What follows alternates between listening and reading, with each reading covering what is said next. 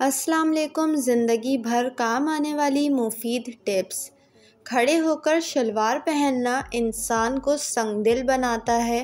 जैतून की मालिश बदन पर करने से शैतान 40 दिन तक दूर भाग जाता है।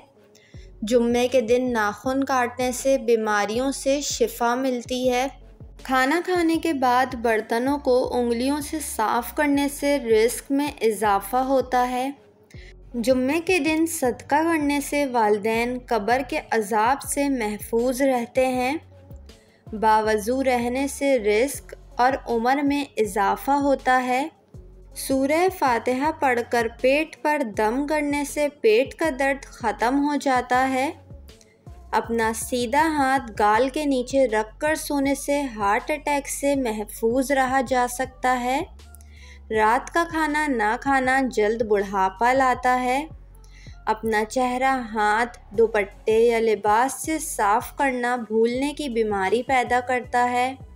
अगर किसी को हज पर जाने की तलब हो और कोई वसीला ना हो तो रोज़ाना 21 मरतबा सूरह फतह की आयत नंबर 27 का विर्द करें। अगर आपके पाँव सुन हो जाएं तो दुरूद पाक पढ़ने से वो फ़ौरन ख़त्म हो जाता है। जो शख्स निहार मुँह 7 खजूर खाएगा इस पर कभी जादू असर नहीं करेगा। वीडियो को लाइक और चैनल को ज़रूर सब्सक्राइब कर लें।